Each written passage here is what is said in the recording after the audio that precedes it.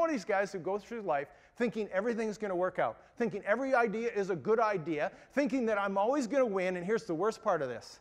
I always, always, always think I'm right. Even when I'm wrong, I still think I'm right. I was thinking about this, and I thought, I don't know how Kathy can stand living with me. I wouldn't want to live with me.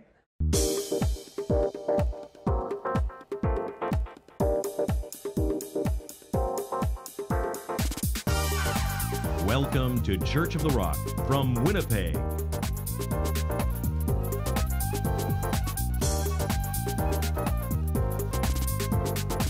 Stay tuned to this week's thought-provoking message from Pastor Mark Hughes.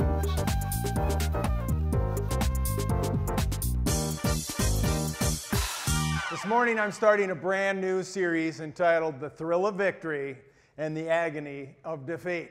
How many remember that intro from Wide World of Sports in the 70s and the 80s where the tagline, of course, is the thrill of victory, the agony of defeat, and they show a montage of different sports, but the agony of defeat was always represented by that hapless skier going off the edge of that ski ramp and crashing in a big heap.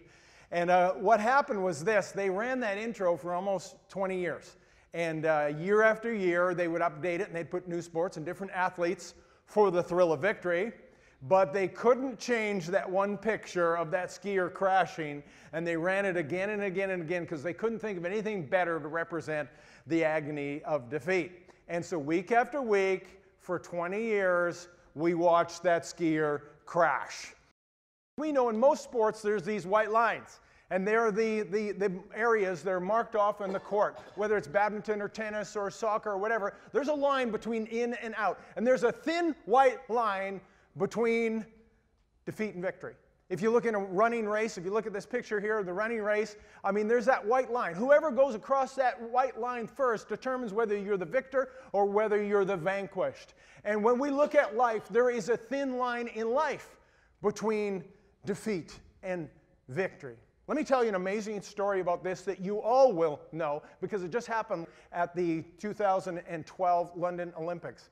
Canada had a team in the 4x100 relay race. Now, what was so amazing about this was the world's greatest runners are all there, and Canada manages to make it to the final in the 4x100. They're up against the world champion team, the Jamaican team led by Usain Bolt, the American team, the British team, and the Canadian team. They're all in the finals. It's an amazing thing. If we can just get that third place, and that's what our goal was, then we could win the bronze medal. The race goes on, Jamaica first, United States second, and then Canada managed to get across the line in third place, winning the bronze medal.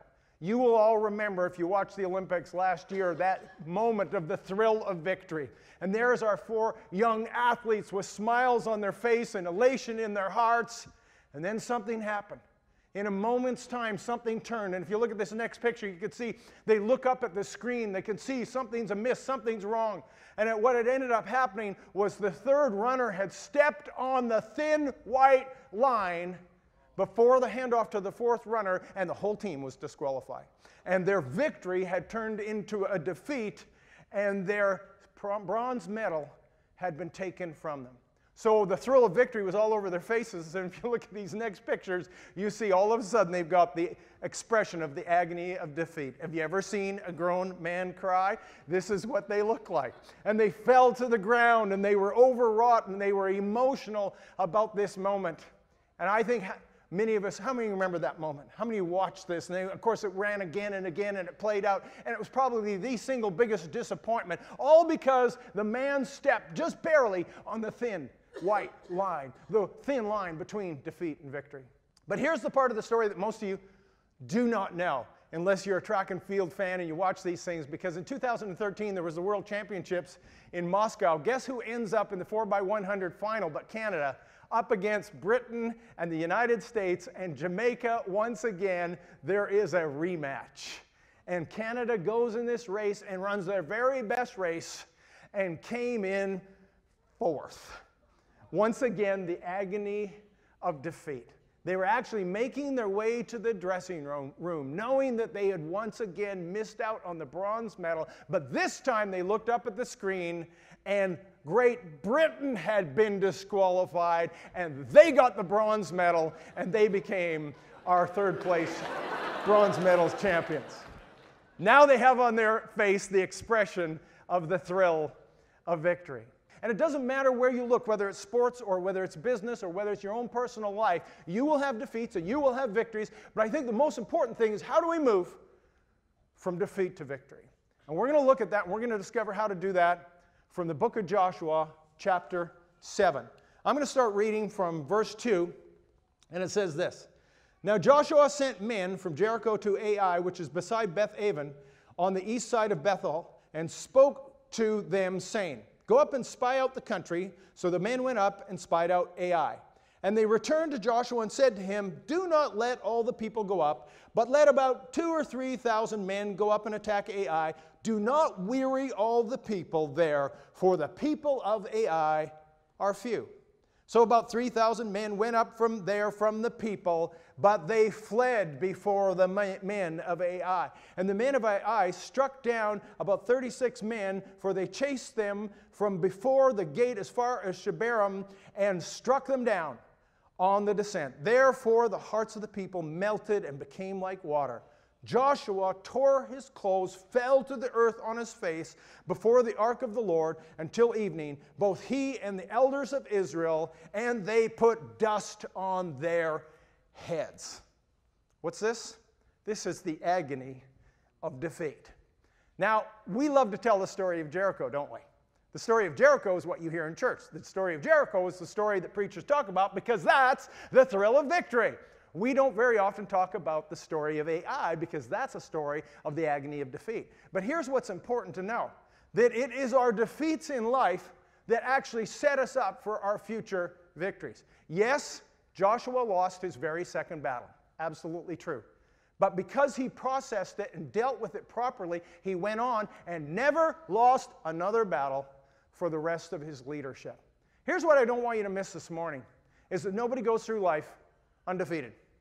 You can't go through life undefeated. It doesn't matter who you are. Any sports star you think of, they've all had defeats in life. Any business that you ever think about, most of them at least had 1 or 2 or sometimes 3 bankruptcies before they finally made it in this huge grand success. Life is just full of disappointments, and life is full of defeats, and you will not go through life undefeated. And if you do, you know what that means?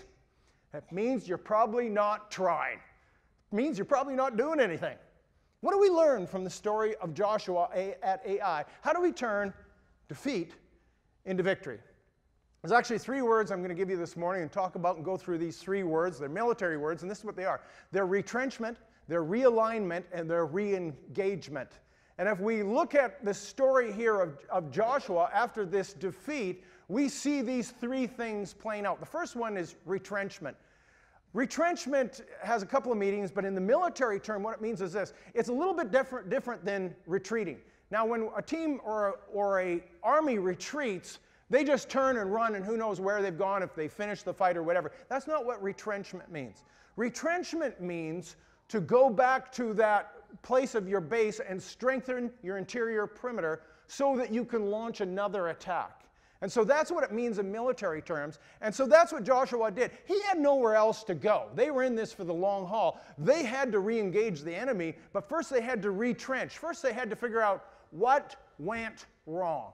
And see, that's what we do in retrenchment. We figure out, when you have a defeat in life, you have to figure out what went wrong. And I got news for you. If you were defeated, something went wrong. It's not an accident when we fail. There is always a reason, and you have to figure this out, what actually went wrong. And so that's what Joshua did. He retreated, and what they did in their retrenchment is he tried to figure out what went wrong. He was expressing the agony of defeat, and he threw himself before the Lord. He asked the Lord, Lord, where did we go wrong? Now, there's 3 things that went wrong in this story, and I'll tell you what they are.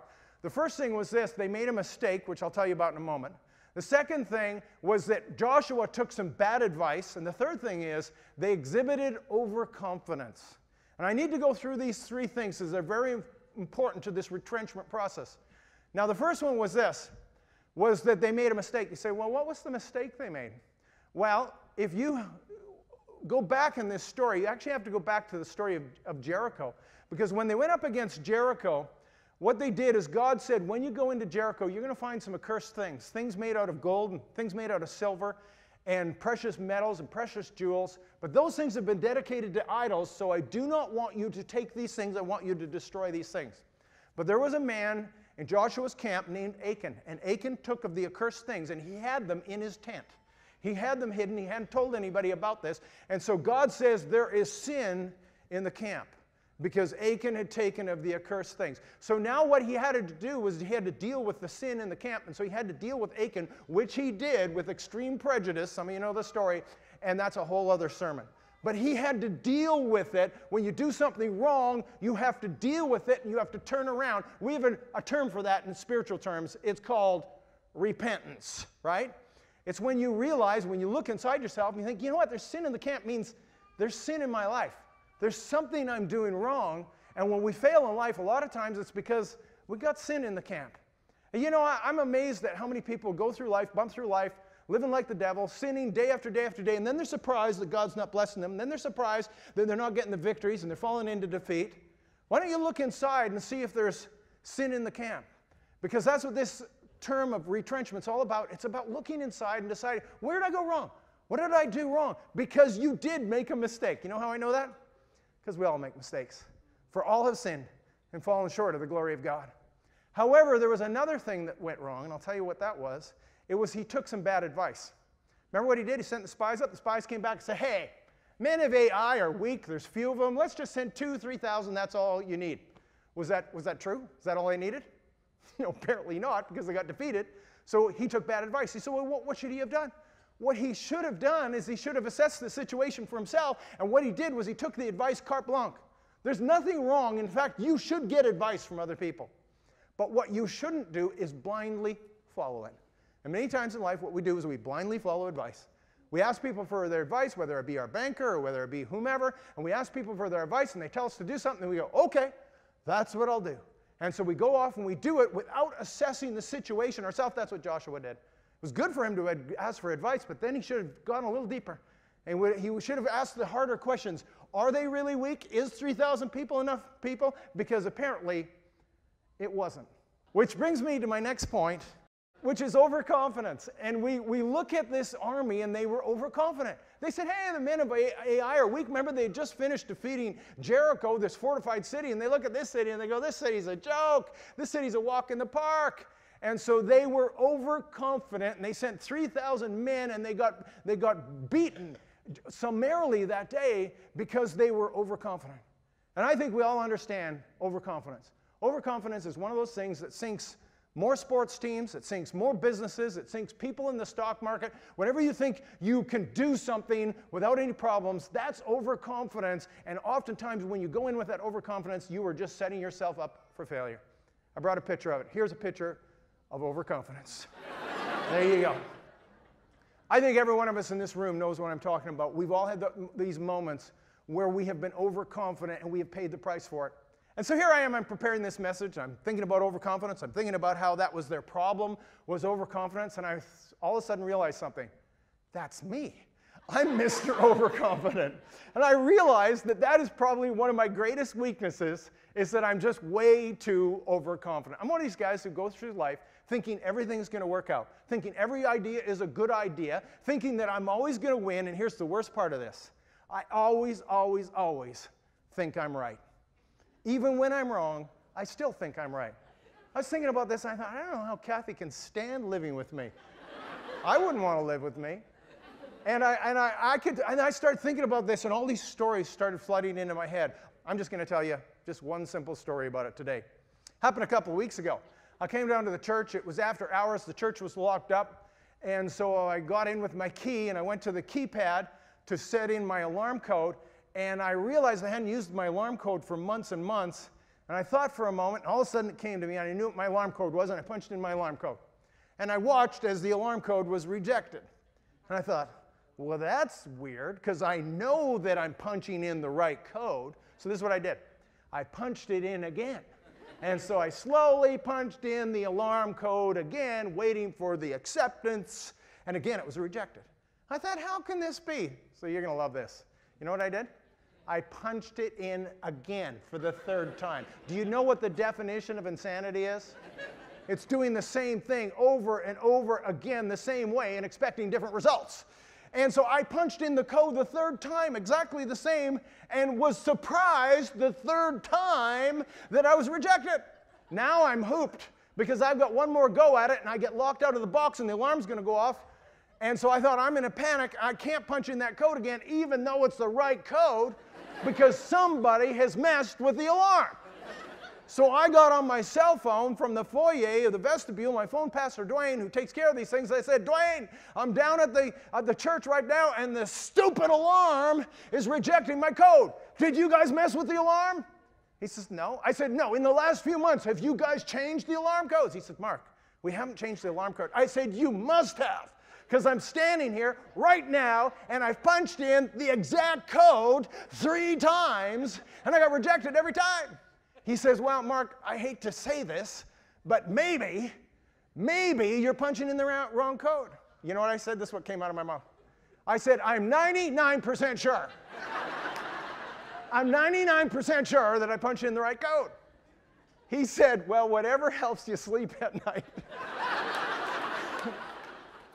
I said, whatever. I said, quick, I only got a couple more seconds before the alarm goes off. Give me your code. So he gives me his code. I punch it in, and the alarm is disabled. And the police don't come up, and they don't arrest me and throw me in jail, where I'd still be today. And so that was all good. So then I'm still on the phone with Dwayne. I said, okay, Dwayne, this is what you got to do for me. First thing tomorrow, I want you to go and check and see if you have changed those codes, because I think you have changed those codes.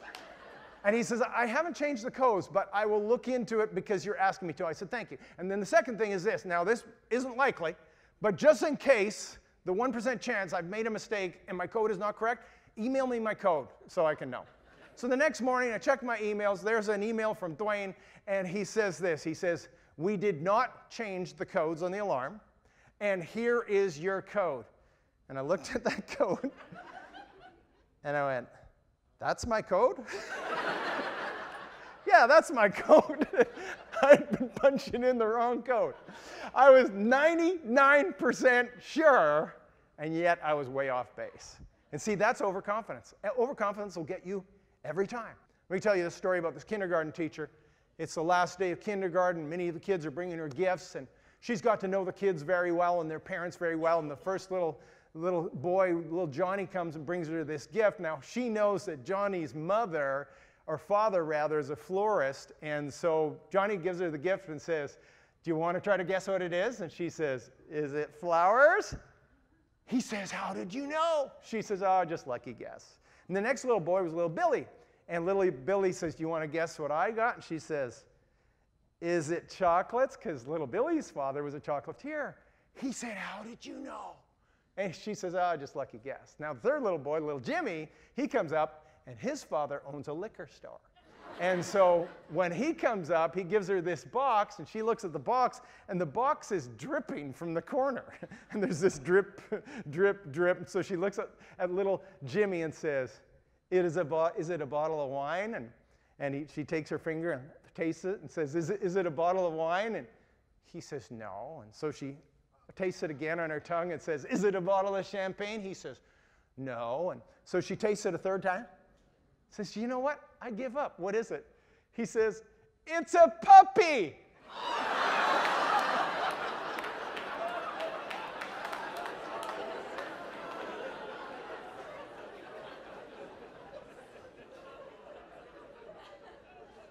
Overconfidence will get you every time.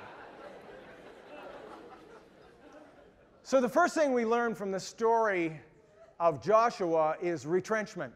That you figure out what you've done wrong, and then you correct it. The second thing, though, is realignment. And realignment means getting in line with the plan, the program, or more specifically, the commander.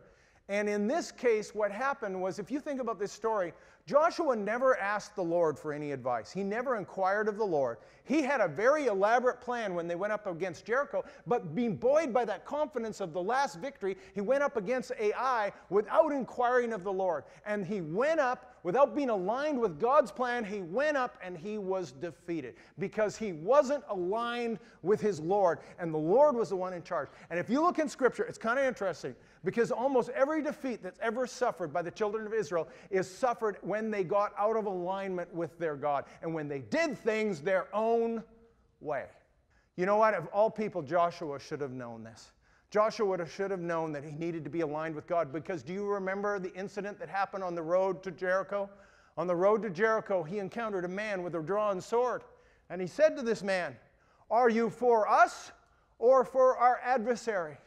And the man said, "No, I am the commander of the armies of the Lord." And Joshua fell down on his face and said, "Lord, what do you want me to do?" He realized this was the Lord himself standing there, the commander of the Lord of hosts. Now, I don't want you to miss this. He asked this question, "Are you for us or are you for our enemies?" And the Lord's answer was no. Or in other words, neither. You've asked the wrong question, Joshua. The question isn't, are you for us or are you for our enemy? The question is, are you for me? Are you on my side? See, Joshua figured out that day that he needed to get aligned with the Lord, and if he got on the Lord's team, he was going to win. If you want to win, you know what the key is? Get on the right team. Get on the team that's going to play better. Get on the better team. You're the ones who are going to win. You say, really? Think about it. Who's one of the greatest players in CFL history? Had to be Milt Stegall, right? Milt Stegall. I mean, we got a street named after him. Everybody loves Milt Stegall. You see everybody going to the game, they're all wearing number 85, Stegall. He's been gone for years, yet we still celebrate this man because he was one of the greatest receivers in Canadian CFL football history. Hall of Famer, 9 times All-Star. He held for several years, he held the all-time receiving record of 15,153 yards. That's almost 9 miles of receiving the ball and scoring goal after goal after goal for our Winnipeg team. And yet we also know as Winnipeggers that Milt Stegall never, ever won a Grey Cup. Why does Milt Stegall not have a Grey Cup ring? He was on the wrong team. You know what? I love the Winnipeg Blue Bombers. Don't misunderstand me. But he was on the wrong team at the wrong time. So the first thing is this that we learn about retrenchment, what that means, how we have to figure out what we're doing in order to correct it. Second thing is realignment and getting aligned with our Lord, and not finding out whether he's on our side or our enemy's side, but getting on his side is the single most important thing. But the last and the final thing is this, it's re-engagement. And re-engagement means that you go back into the battle, and you go back to that place. And what we see with Joshua was he didn't go on to the next city. He re-engaged Ai, but he did it different this time. He had a very specific strategy. He prayed, he got the Lord's plan, and he got this amazing military strategy that worked beautifully. This is what he did the second time. He didn't send 2,000 or 3,000 people. He sent 30,000 troops and put them behind the city. Then he took 5,000 troops and put them on the road from Bethel to Ai in case reinforcements came or in case they tried to escape down that road. Then he and the rest of the army did a frontal attack on the city. When the king of Ai looked out and saw Joshua and his small army coming up, he thought, we'll do it to them this time what we did last time. We're going to chase them off. And so they came out of the city, chased them into the woods, their entire army. While the entire army had followed Joshua into the woods, the 30,000 men attacked and sacked the city and burned it to the ground. Then he turned and they completely, totally, and utterly decimated the army of Ai. They had a complete and an utter victory because they had re-engaged. How many of you have ever heard this expression? Success is getting up one more time than you fall down. Success is getting up one more time than you fall down. I'm going to finish with one final story here this morning, and it's the story of another Joshua, a Joshua Chamberlain. Some of you will maybe recall this story. It's one of the great stories from the Civil War. Joshua Chamberlain was actually a professor in Bangor, Maine, when he volunteered to serve in the Civil War. The Civil War was raging between the South and the North, and the Confederates in the South, and it was all over this issue of slavery and a few other issues. And he decided that they were recruiting in Bangor. He was going to be the first to sign up. This is an absolute true story. Because he was the first to sign up, they made him a colonel. Your rank had to do with when you signed up. He was the first one in line, so they made him a colonel. Next guy in line, they made him a major. Next guy in line, he was a captain. And so all of a sudden, this English teacher from Bangor, Maine, finds himself as the colonel over 1,000 troops, 1,000 men. And he started off on his journey, taking his men into battle. And for the next month, he fought and went from place to place, battle to battle. And on July 3rd, 1863, he ended up at the famous Battle of Gettysburg. There he was in the very place in which the Civil War was decided on July 3rd, 1863. he was given the order to take and to hold Little Round Top. It was this hill in the area there at Gettysburg, and it was very strategic, because if the Confederate Army managed to get over that hill, they would have a downward attack against the 80,000 Northern troops. And so he was told this: do not give up this hill. At any cost, at all costs, you must defend this hill. By this point, he only had 300 men of his 1,000 left. He had lost 700 over the month. And so there they were at the top of this little hill called Little Round Top, and they were defending off the 15th and the 47th Alabamas that were coming up the hill. They came up once, and they pushed them back. They came up a second time, they pushed them back. They came up a third time, and they pushed them back. By this time, they were down to about 80 men. And his brother came out and said, what are we going to do, Joshua? His brother was on his platoon. He said, Joshua, what are we going to do? He says, get the ammo from the dead and the wounded. His brother said, we did that last time. Then the army came up again, the 15th and the 47th Alabama came up again. This time he got a bullet fair square right on the belt buckle. He fell to the ground thinking he was dead, but when he got up, he realized his belt buckle had spared his life, and he was relatively unharmed. So then what happened was there was a fifth push. The army, the 15th and the 47th, were coming up the hill. He was down to 80 men, and they were completely out of ammo. His brother turned to him and said, Joshua, what is your order? What are we going to do? He said, fix bayonets. Nobody moved. He said it again, fix bayonets. These unarmed men took their bayonets, took their knives and fixed it to the end of their swords, or the end of their guns rather, and there was this clanking of metal instead of loading of the weapons, because all they had left was the bayonet on their weapon. There was a clank and a clank and a clank and a clank. And then Tom turned to his brother once again and said, so what's the command? He said, perform a great right wheel. Everybody turned to each other and said, what's a great right wheel? Just then, Joshua Chamberlain had jumped over the wall with his sword pulled like this and was shouting, charge! A great right wheel apparently is a full force charge. And down the hill, the Little Round Top, down the hill, these 80 unarmed, essentially, men, except for their bayonets, stormed the 400 troops at the bottom and on the side of the hill. Within 5 minutes, they had completely defeated the 15th and the 47th Alabama, and Joshua Chamberlain had his bayonet on the throat of the commander and said, you are my prisoner. And the whole Civil War was decided in that moment. Essentially, historians say that that victory on Little Round Top determined the entire outcome of the Civil War.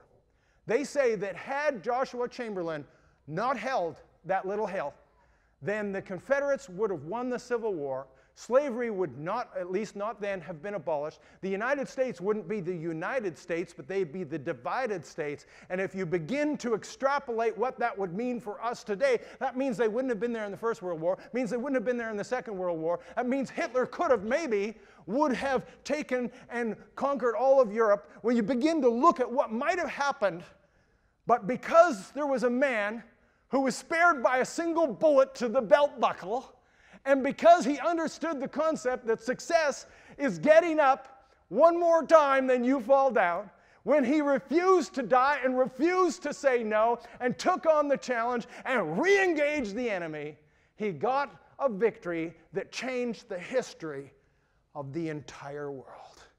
You see, how are we going to deal with the defeats in our life? How do we turn them from defeats into victory? The first thing you do is retrench. The second thing you do is you realign and get your life lined up with God. The third and the final thing is you re-engage even if you've lost, because success is getting up one more time than you fall down, so that we may, with Paul, may say this, that we are hard pressed on every side, but we are not crushed. We are perplexed, but we are not despaired. We are persecuted, but not forsaken. We are struck down, but not destroyed. For greater is he who is in us than he that is in the world. And if God be for you, who can be against?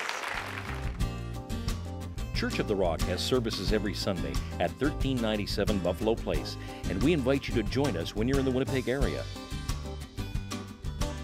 If you'd like a booklet to help you understand more about God's gift of forgiveness and reconciliation through Jesus Christ, please contact us, and we'd be happy to send you a free copy of the Book of Hope. Thank you for watching, and God bless you.